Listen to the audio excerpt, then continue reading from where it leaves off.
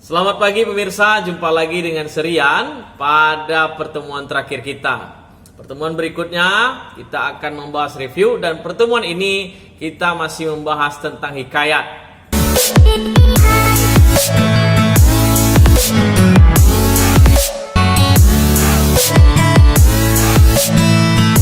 Hikayat ada nilai-nilai di mana nilai-nilai tersebut masih ada di dalam kehidupan sekarang. Walaupun hikayat berbicara kemustahilan, sesuatu yang tidak mungkin, tapi ada nilai-nilai yang masih muncul di dalam teks tersebut hingga pada saat hari ini. Nah, itu yang kita sebut pesan-pesan moral, agama, budaya, sosial, dan pendidikan. Nah, pada pertemuan kali ini kita akan membahas bagaimana hikayat itu kita alihkan, kita bandingkan ke dalam sebuah cerita pendek. Sebelumnya kita harus tahu dulu apa itu cerita pendek. Seperti yang Ananda ketahui, bahwasanya cerita pendek adalah sebuah karya sastra baru yang merupakan prosa yang ditulis dengan modernitas. Artinya dalam hal ini cerpen juga memiliki unsur intrinsik yang sama dengan hikayat. Tetapi perbedaannya di mana? Perbedaannya adalah ketika tema-tema yang muncul itu berbeda dengan cerpen. Ketika tema hikayat bercerita tentang masa lalu, maka cerpen dia bercerita tentang modernitas, kontemporeritas, hal-hal yang baru. Lalu kita berbicara tentang tokoh dan penokohannya, wataknya.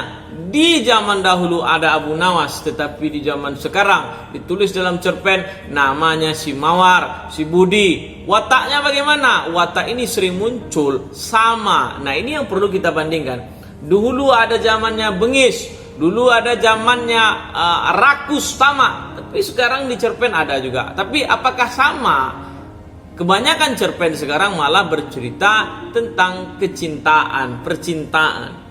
Lalu dibandingkan dengan unsur intrinsiknya lain-lainnya. Misalnya point of view, sudut pandang. Bagaimana sudut pandang dalam hikayat itu bercerita tentang sudut pandang orang pertama, pelaku utama atau sampingan.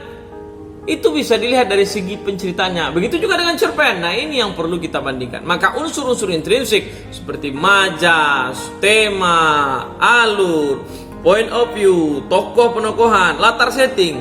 Dulu di zaman hikayat itu bercerita tentang apa? Tentang sesuatu yang istana sentris. Tetapi di dalam cerpen dia bercerita tentang sesuatu kafe, sesuatu yang kekinian, sekolah. Nah, ini. Lalu apa lagi? Di zaman dulu, di zaman teks hikayat itu ada namanya majas. Apakah majas yang sama digunakan dalam cerpen? Nah, itu yang perlu kita bandingkan. Ada garis kesamaan, ada garis perbedaan. Secara karya sastra mereka sama, tapi secara generasi waktunya, yang satu sastra lama, yang satu sastra baru. Lalu bagaimana, Serian? Dibandingkanlah dia dengan cara melihat satu hikayat tersebut dengan cerpen, dibandingkan pada unsur-unsur intrinsiknya, sehingga jelas kepada kita bahwa dua karya ini memiliki persamaan dan perbedaan. Begitu kira-kira. Lalu Anda bisa lihat pada halaman 127 di buku paket bahwasanya bagaimana kita membuat, mengalihkan, mentransformasikan, mengubah bentuk dari hikayat menjadi sebuah cerpen, dari bentuknya sastra lama menjadi sastra baru. Dua hal yang berbeda. Bagaimana caranya, Serian? Pertama, kita baca hikayat itu secara jelas sehingga kita tahu mana ujungnya, mana pangkalnya, mana ujungnya, mana unsur-unsur intrinsiknya, mana konfliknya. Lalu kita ubah menjadi cerpen. Hikayat yang hanya tidak panjang tersebut bisa hanya satu teks saja. Lalu kita ubah menjadi sebuah cerpen. Hikayat yang hanya memiliki banyak konflik, kita ubah menjadi cerpen yang konfliknya tunggal. Hikayat memiliki banyak tokoh, kita ubah menjadi cerpen yang tokohnya terbatas. Hikayat yang memiliki kata-kata arkais, kata-kata masa lalu seperti Alkisah, Hatta, Kalakian, maka kita ubah dia menjadi sebuah kalimat yang mudah dicerna dalam cerpen. Tentu saja sesuai dengan pedoman umum ejaan bahasa Indonesia. Maka kata-kata tersebut lebih mudah dicerna. Hatta diubah menjadi sehingga. Alkisah diganti. Karena cerpen tidak bercerita tentang Alkisah. Ya, cerpen itu kita ubah menjadinya pada suatu hari. Tapi tetap dengan konsep, misalnya kita bicara Abu Nawas, kita ubah hikayatnya tersebut, Abu Nawas tersebut menjadi sebuah cerpen tentang Abu Nawas. Tetapi lebih masuk kepada model penceritaan yang kekinian. Itulah yang kita sebut cerpen. Karena pada umumnya hikayat itu memiliki sesuatu yang agak sulit dicerna. Karena dengan kata-kata yang arkais, ya, dengan konflik yang banyak. Sementara di cerpen konfliknya satu, tokohnya terbatas, lalu penjelasannya mudah sekali baca. Nah, ini yang model Anda bisa lihat pada buku bagaimana kita mentransformasikan hikayat ke dalam sebuah cerpen. Diubah bentuknya. Seperti itu kira-kira.